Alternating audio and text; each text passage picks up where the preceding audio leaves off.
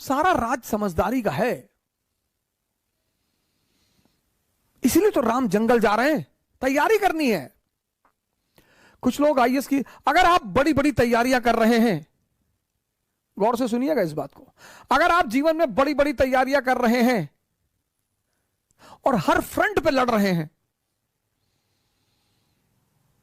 किसके रिश्तेदारों ने, किसके पट्टीदारों ने किसको खुश रखा है? हां, जब आप ऊंचाई में पहुंच जाएंगे तब ये लोग भाग कर आएंगे। दुनिया में 3 लोगों के बिना आप नहीं रह सकते और 3 लोगों के साथ नहीं रह सकते। कौन है वो 3? पहला है आपके दोस्त, दूसरे हैं आपके पड़ोसी और तीसरे हैं आपके रिश्तेदार। इन तीनों के बिना भी आप नहीं रह सकते और इन तीनों के साथ भी आप नहीं रह सकते। इन तीनों से अपने आप को बचाना ही योग्यता है।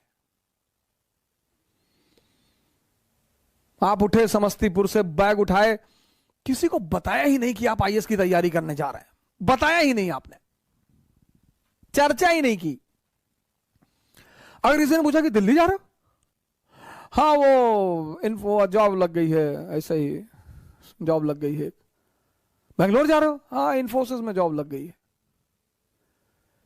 जब तुम अपनी महत्वाकांक्षा किसी को बताते हो और तुम योग्य होते हो तो जलन पैदा होती है। यह मानवीय प्रवृत्ति, ऐसा नहीं हमारे में होती, तुम्हारे में होती, सब में होती है।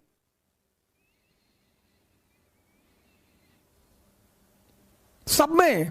अभी तुमको ऑस्ट्रेलिया में आईएएस बना दिया जाए, तुम नहीं जाना चाहोगे। कौन जानता है तुमको ऑस्ट्रेलिया में हो गए आईएएस। इसलिए जब तुम आईएएस बनते हो, मंत्री बनते हो, नेता बनते हो, अपने घर की तरफ भागते हो। जितने लोग बंबई में कमाते, दुबई में कमाते, कमा वहां रहे हैं, मकान बनवाते हैं गांव में 2 बीघे में, हाँ बड़ा मकान, बड़ी बड़ी दीवारें और करीब 1 बीघे में मकान और ट्रैक्टर खड़ा हुआ है। क्यों? क्योंकि वो जो पट्टीदार हैं आपके, वो डेली उस मकान से गुजरेंगे और डेली मरेंगे। उसका मजा है सर। दूसरे को क्या दिखाना सर। अब आप गोरखपुर से गए, सेटल हो गए बंबई में, कौन जानता है आपको बंबई में, लेकिन बैजूडीहा गांव के आप रहने वाले हैं। वही के लोगों ने आपको गाली दी है बचपन में, चुनौतियां दी हैं, आपको ताना मारा है कि कुछ नहीं कर पाओगे, तो आपने 3 बीघे में मकान बनवाया गांव में। कोई नहीं रहता, कोई रहता ही नहीं, इतना बड़ा ताला लटका है। लेकिन पूरा गांव जब उस मकान से सामने से गुजरेगा तो डेली मरेगा कि बहुत पैसा शुक्लवा कमाए, तस्करी उस्करी करता होगा। दुनिया में तुम 3 लोगों के बिना नहीं जी सकते और तुम 3 लोगों के साथ नहीं जी सकते। इनको अपनी महत्वाकांक्षा कभी मत बताओ।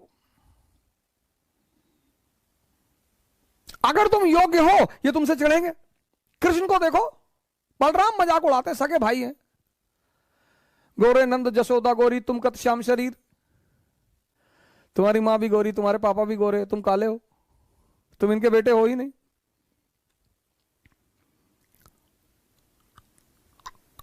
फिर बलराम एक दिन कृष्ण से कहते हैं कि ये वृंदावन के यादव लोग तुमको पीटने का प्लान बना रहे हैं।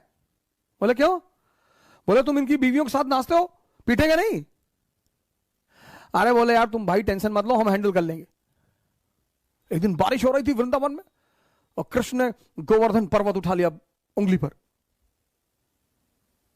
अब आप सोच के देखो कि कोई अपनी उंगली पर पर्वत उठा ले। डिमॉन्स्ट्रेशन ऑफ पावर, शक्ति का प्रदर्शन। तब यादवों ने कृष्ण से कहा कि देखो भैया, तुम बीवी के साथ तो नाच ही रहे हो, तुम साली के साथ भी नाचो, हमको कोई टेंशन नहीं है।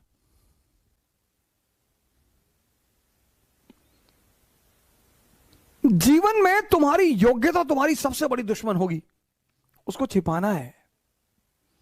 98% लाना योग्यता नहीं है। वो सेल टैक्स कमिश्नर थे लखनऊ में, सुसाइड कर लिया, 2-3 दिन पहले की बात है।